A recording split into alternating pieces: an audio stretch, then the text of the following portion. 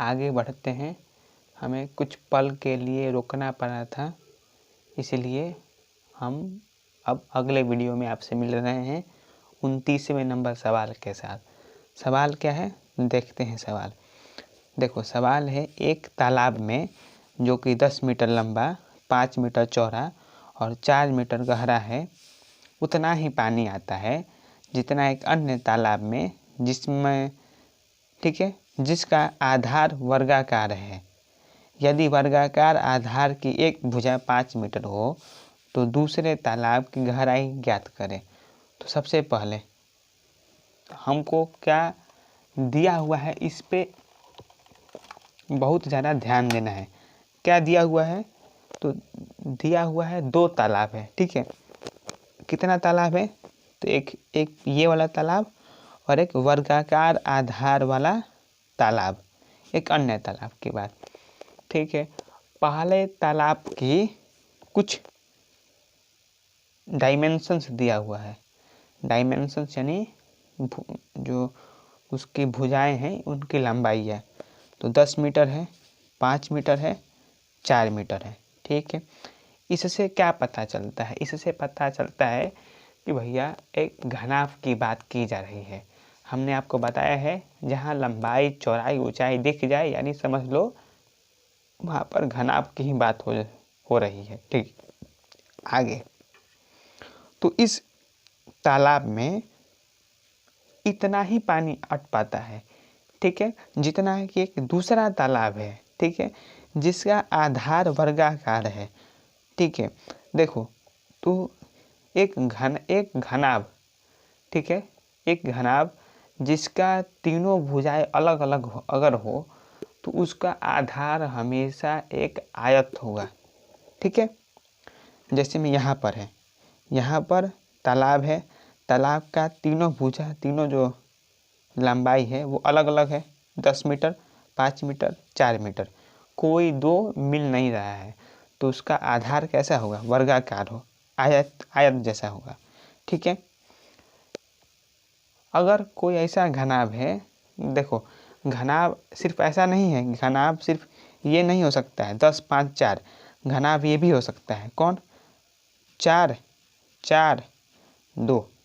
ठीक है, ये भी एक 4 मीटर, 4 मीटर, 2 मीटर, ये भी एक घनाभ है। ठीक है, लेकिन यदि 4, 4, 4 हो जाए तो ये एक घन बन जाएगा। ठीक है, यानी घनाभ में 2 भुजा बराबर रह सकता है, ये भी कंडीशन है। तो जो दूसरा तालाब है वो इसी प्रकार का है, तो वो भी घनाभ ही। ठीक है, लेकिन उसका जो आधार है वर्गाकार है, आधार वर्गाकार है, यानी उस घनाभ की 2 भुजाएं बराबर है। ठीक, तो देखो हम बना कर रखे हैं। जैसे मैं देखो, ये इसका पहला तो तालाब ऐसा रहेगा कुछ, जिसका ये वाला एक भुजा, ये दूसरी भुजा, ये तीसरी भुजा, इसका पहला दूसरा भुजा बराबर है, यानी 2 भुजाएं बराबर है। तो पूछ रहा है हमसे कि ये जो दूसरा तालाब है इसका गहराई बताओ। यदि इस तालाब में और इस तालाब में, दोनों तालाब, पहला नंबर तालाब और दूसरा नंबर तालाब, इन दोनों तालाब में जितना पानी समाता है वो बराबर है।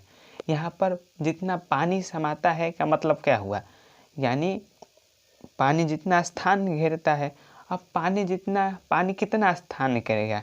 जितना कि इन तालाबों का आयतन होगा। ठीक है, तो मान लो, तो हम लोग अब बनाते हैं। ठीक है, इसके लिए पहले हम लोग क्या निकालना क्या है? तो दूसरे तालाब की गहराई कैसे निकालेंगे? तो पहले हम लोग पहला वाला जो तालाब है, ठीक है, इसका निकाल लेंगे आयतन, फिर इसके आयतन को दूसरे वाले तालाब के आयतन के साथ बराबर करेंगे, बराबरी दिखाएंगे और उसके बाद उससे गहराई प्राप्त कर लेंगे। ठीक है, तो देखो सबसे पहले जो पहला वाला तालाब है उसमें तालाब में पानी की मात्रा क्या होगी? तो यानी पहले वाले तालाब में पानी की मात्रा क्या होगी? तो जी जितना उसका आयतन होगा उतना ही पानी की मात्रा होगी। अब उसका आयतन कितना होगा? लंबाई गुने चौड़ाई गुने ऊंचाई। लंबाई कितना है? 10, तो हमने 10 लिखा है। चौड़ाई 5, तो 5। ऊंचाई ऊंचाई कह लो या गहराई, गहराई उल्टा होता है ऊंचाई का, ठीक है। ऊंचाई मतलब क्या है, कितना ऊंचा है, गहराई मतलब कितना कितना अंदर की ओर है, ठीक है। तो एक तालाब है, अब तालाब ऊंचा तो होता नहीं है, गहरा ही होता है। तो इसका आयतन कितना आया, 150 घन मीटर। अब एक बात देखो, हिंदी में या तो तुम इसको मीटर लिख सकते हो या इसके जगह पे लिख सकते हो एम, ठीक है। तो तुम दोनों में से कोई लिखो, दोनों सही है, लेकिन एक बार जो तुमने लिख दिया अब वही लिखना है, या नहीं ये नहीं कि यहाँ पर मीटर लिख दिए और फिर यहाँ पर एम लिखे, वो नहीं चलेगा, ठीक है। तो इसका ध्यान रखना। अब देखो जो दूसरा तालाब है उसका आधार क्या है, तो उसका आधार है एक वर्ग आधार है। तो उसका एक भुजा किसके बराबर है, तो जी 5 मीटर के बराबर है। जो दूसरा वाला जो तालाब है उसका एक भुजा 5 मीटर के बराबर है, ठीक है। अब देखो एक भुजा कितना है, 5 मीटर के बराबर, यानी जो वर्गाकार आधार हुआ, ठीक है, वर्गाकार आधार है ना, उसका क्षेत्रफल क्या होगा, तो भुजा का स्क्वायर यानी 25 वर्ग मीटर या 25 वर्ग मीटर या मीटर वर्ग, ठीक है। अब हम क्या करेंगे, हमको पता चल चुका है, आयतन पता चल गया, ये वर्गाकार जो आधार है उसका हमको क्षेत्रफल पता चल गया। अब ये क्षेत्रफल निकालना जरूरी नहीं है, लेकिन हमने निकाल दिया है। तो देखो अब जो हमने कहा था कि दोनों को बराबर दिखाएंगे, तो अब बराबर दिखाते हैं। जो पहला वाला है आयताकार तालाब का आयतन, ठीक है। आयताकार तालाब हम क्यों कह रहे हैं, क्योंकि घनाभ है, और घनाभ है भैया बताए हैं कि चूंकि उसका तीनों लंबाई अलग अलग है, इसलिए उसको आयताकार भी कह सकते हैं। और इसको बोल देंगे वर्गाकार तालाब का आयतन। लेकिन देखो है ये दोनों घनाभ ही, ऐसा नहीं है कि ये वर्गाकार है तो ये घन हो गया, जी नहीं, ये आयताकार है तो ये घनाभ हो गया। सिर्फ यहाँ पर आयताकार आधार छूट गया है मेरा लिखना, तो तुम वो लिख लेना। इसका आयतन कितना आया है, तो यहाँ से 150 आया है, वो हमने रख दिया है 150। अब वर्गाकार तालाब का आयतन बराबर क्या होगा, तो आयतन बराबर क्या होता है, आधार कर लो, आधार का क्षेत्रफल गुने ऊंचाई, बताए हैं। आधार का क्षेत्रफल मतलब क्या, वही लंबाई गुने चौड़ाई, और लंबाई गुने चौड़ाई और ऊंचाई तो है ही। तो चूंकि वर्गाकार है तो तुम लंबाई और चौड़ाई बराबर होगा, भुजा के बराबर। तो ये क्या हो जाएगा, वर्गाकार तालाब के आधार का क्षेत्रफल गुने गहराई। अब हमने गहराई को h मीटर मान लिया या h मान लिया। अब वर्गाकार तालाब के आधार का क्षेत्रफल हमने निकाला था, 25 आया था, 5 का वर्ग। अब ये कितना हो गया, 25 गुने h, 150 बराबर 25 गुने h, ठीक है। हम बराबर क्यों दिखाते हैं, क्योंकि उसी वही एक तरीका है जिससे हम लोग निकाल सकते हैं। क्यों, क्योंकि दोनों का आयतन समान है, इसलिए हम दिखा सकते हैं बड़ी आसानी से। ये आपके मन में आ सकता है सवाल कि बराबर क्यों करेंगे, ऐसा है क्यों, क्योंकि यही एक तरीका है, ठीक है। तो यहाँ से h जो है, h गहराई वो क्या आ जाएगा, वो हो जाएगा 150/25 यानी 6 मीटर। तो हम क्या लिखेंगे, तो हम लिखेंगे कि वर्गाकार तालाब की गहराई कितनी हो गई हमारी, तो ये हो गई 6 मीटर उत्तर, ठीक है। तो हमने तो समझ में आ गया होगा, 6 मीटर यानी जो वर्गाकार तालाब है आधार का, वर्गाकार आधार का जो तालाब है वो 6 मीटर गहरा होगा। जबकि देखो, जबकि जो आयताकार वाला था वो कितना था, तो वो 3 मीटर ही था, है ना। तो हम लोग का ऐसे तुम सोच भी सकते हो कि भैया चूंकि उसका लंबाई चौड़ाई ज़्यादा है, 10 था 5 था और इसका 5 ही था, तो और दोनों का आयतन बराबर हो, इसका मतलब इसमें ज़रूर कुछ गहराई ज़्यादा ही होगा। और 6 मीटर आ गया हम लोग का। अब आगे बढ़ते हैं हम लोग, 29 नंबर ये सवाल था, ठीक। देखते हैं अब नया सवाल, ठीक है। तो इसको हम हटाते हैं, और आपको अगर नोट करना हो तो आप नोट कर सकते हैं, ठीक है। अब आगे क्या सवाल, क्या है सवाल, तो बहुत अच्छा सवाल है ये भी। सवाल देखो, सवाल है 31 नंबर है भारतीय भवन का।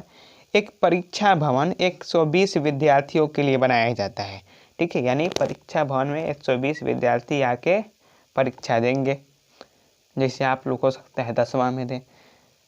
प्रत्येक परीक्षार्थी को 5 वर्ग मीटर भूमि तथा 30 घन मीटर स्थान दिया जाता है। अब देखो, पहले हम सवाल पूरा पढ़ देते हैं, फिर समझाते हैं। यदि परीक्षा भवन की लंबाई और चौड़ाई 3:2 के अनुपात में है तो उसकी लंबाई, चौड़ाई और ऊंचाई निकालिए। ठीक है, तो पहले क्या क्या दिया हुआ है उसको जानते हैं, और जो दिया हुआ है इम्पोर्टेंट उसको हाईलाइट कर लेते हैं, देख लेते हैं। सबसे पहला बात, विद्यार्थियों की संख्या 120 है। ठीक है, प्रत्येक विद्यार्थी को 5 वर्ग मीटर भूमि, ये बड़ा अब महत्वपूर्ण चीज़ है। 5 वर्ग मीटर भूमि यानी जिस पर फर्श जो है ना, जो परीक्षा भवन होगा उस पर फर्श मतलब क्या है, जिस पर बैठा जाता है। तो हर विद्यार्थी को 5 वर्ग मीटर फर्श वाला वो दिया जा रहा है। ठीक है, पूरा जो परीक्षा भवन है उस परीक्षा भवन के पूरा क्षेत्रफल का नहीं, सिर्फ जो फर्श है उसका बात हो रहा है। ठीक है, उसका बात हो रहा है, तथा 30 घन मीटर। अब देखो, यहाँ पर 30 घन मीटर है, जहाँ पर घन आ गया वहाँ पर आयतन की बात हो रहा है। यहाँ पर इसका मतलब जो हर बच्चा को क्षेत्रफल यानी फर्श पर तो 5 वर्ग मीटर भूमि दिया जा रहा है, पर उसको कुछ आयतन भी चाहिए होगा, तो वो आयतन 30 घन मीटर है। ठीक है, इतना पता चल गया। अब आगे, यदि परीक्षा भवन की लंबाई और चौड़ाई 3:2 में हो। अनुपात क्या है, लंबाई और चौड़ाई क्या है, 3:2। ठीक है, समझ में आ गया। तो हमको लंबाई निकालना है, चौड़ाई निकालना है, ऊंचाई निकालना है। सवाल आसान है, मुश्किल नहीं है, सिर्फ आपको थोड़ा अधिक ध्यान देना है बनाते समय।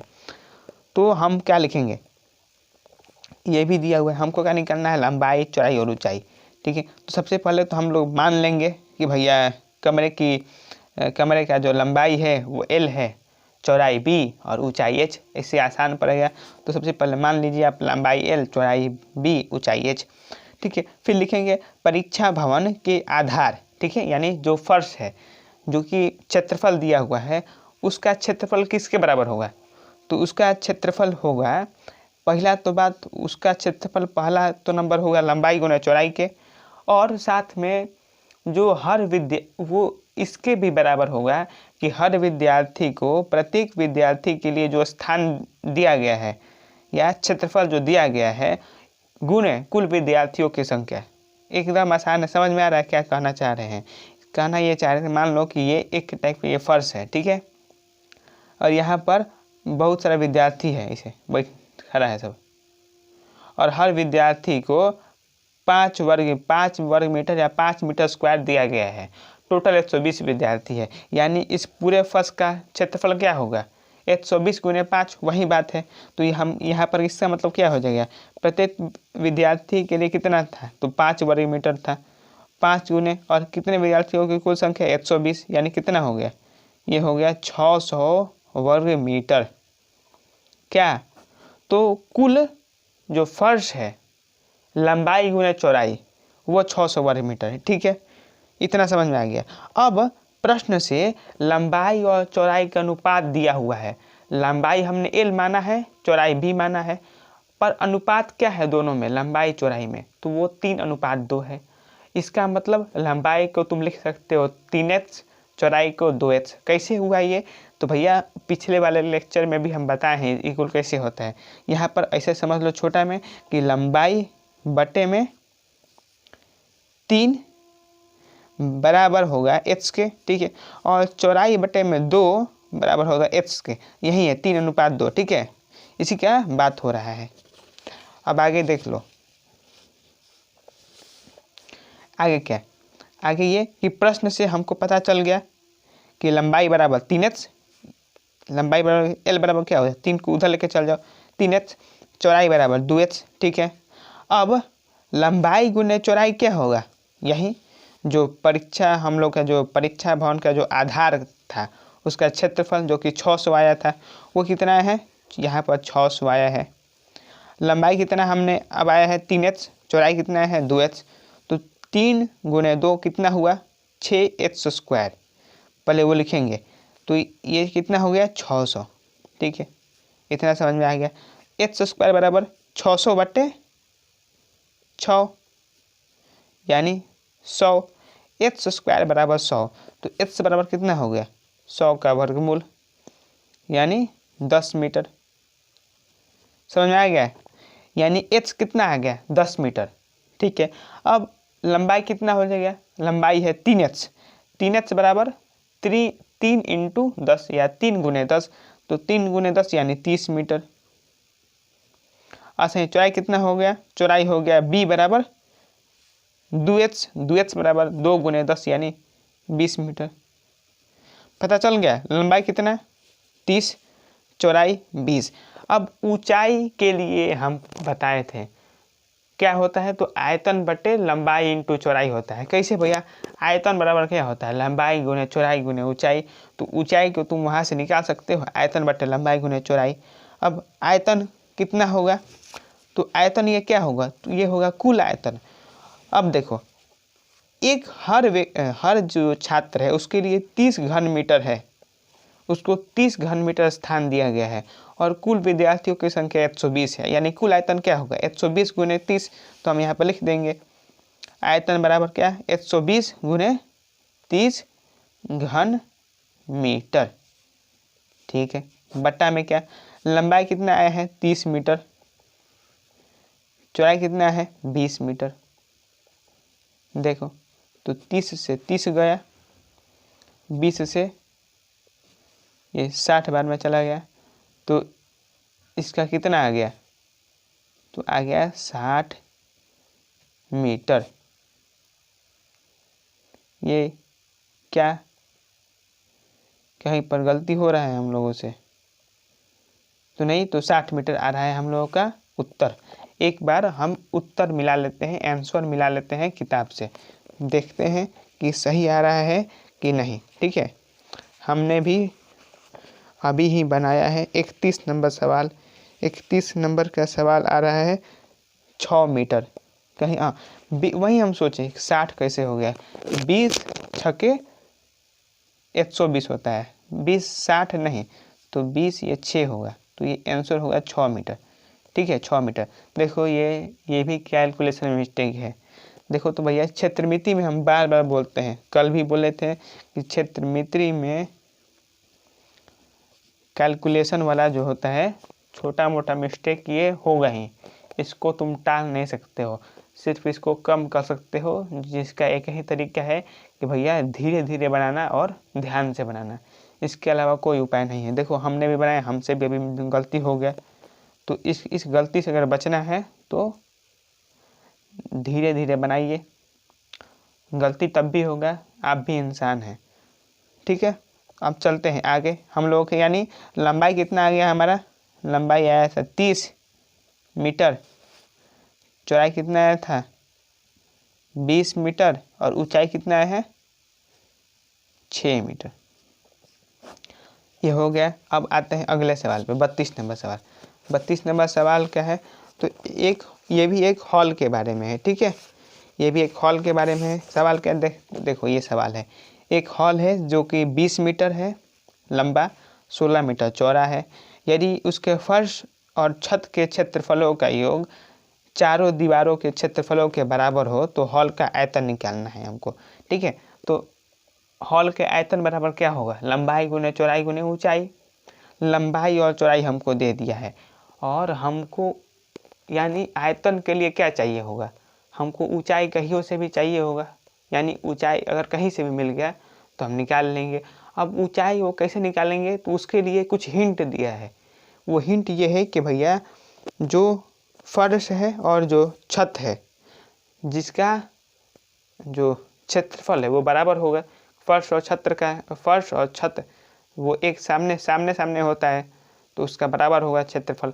उन दोनों का क्षेत्रफल का योग किसके बराबर है, जो चारों दीवार है कमरा का, 6 होता है टोटल सतह एक कमरे में, एक फर्श एक छत और 4 दीवार। तुम अपने भी रूम में देख सकते हो इस चीज़ को।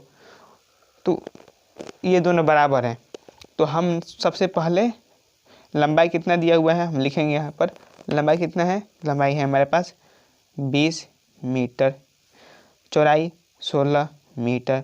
अब मान लिया कि हमने ऊंचाई h मीटर है, ठीक है, कितना, कमरे की हॉल की ऊंचाई h मीटर है। अब प्रश्न से फर्श का और छत का क्षेत्रफल कितना किसके बराबर है, तो चारों दीवारों के क्षेत्रफल के बराबर है। ठीक, फर्श का क्षेत्रफल क्या होगा, L गुने B, ठीक है भैया। रूम ऐसा ही ना होगा, रूम ऐसा ही होगा,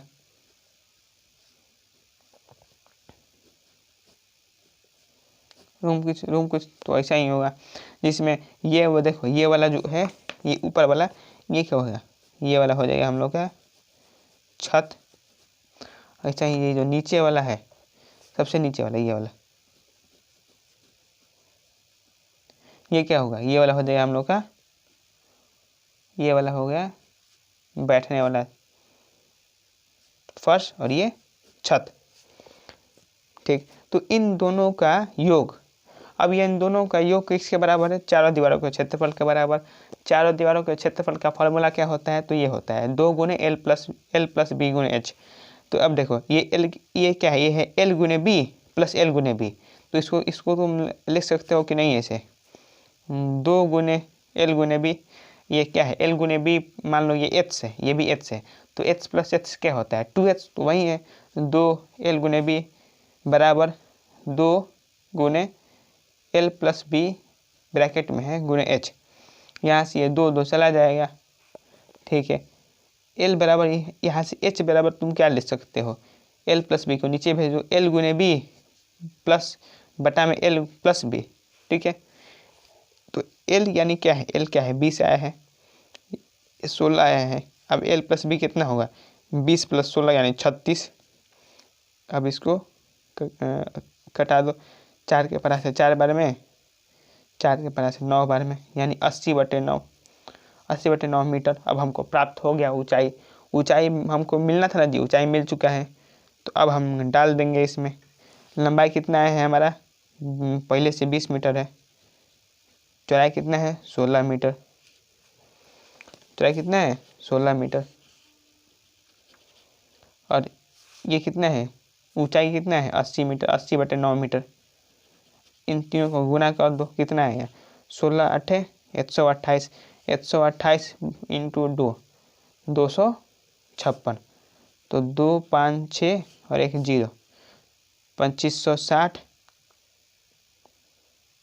एक और 0 है, ठीक है, इस 20 वाले के लिए। घन मीटर बटा में 9, इसको, तो ये हम लोग का उत्तर हो गया। अब तुमको इसको भी अगर लिखना है मिक्स्ड फ्रैक्शन में तो वैसे भी लिख सकते हो, ठीक है। दशमलव में लिखना है तो वो कर लो, हम इसको यहीं पर छोड़ रहे हैं।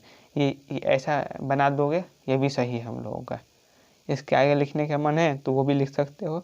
तो हम लोगों का ये दीर्घ उत्तरीय का यहाँ पर हम लोग समाप्त करते हैं अपने दूसरे भाग को। अब जो तीसरा भाग है उसमें हम लोग इसका जो जितना भी बाकी सवाल और है, करीब 3 सवाल के लगभग और है, उसको देखेंगे। और उसी के साथ हम लोगों का ये जो घन घनाभ है उसमें जितना अति लघु, लघु और दीर्घ, ये तीनों पूरा हो जाएगा। उसके बाद सिर्फ एक बहुवैकल्पिक है वो बचा रह जाएगा, तो वो भी पूरा हो जाएगा। उसके बाद हम लोगों का नया जो पाठ है बेलन, वो शुरू होगा। तो अभी मिलते हैं दीर्घ उत्तरीय जो बचे हैं उन प्रश्नों के साथ। अब वो प्रश्न थोड़े अच्छे हैं, अच्छे का मतलब मुश्किल है, आसान नहीं है। ये कुल तो ठीक ठाक था, लेकिन वो थोड़ा मुश्किल है, उसमें थोड़ा अधिक समय लगेगा। ठीक है, तो रखते हैं, मिलेंगे अब अगले में।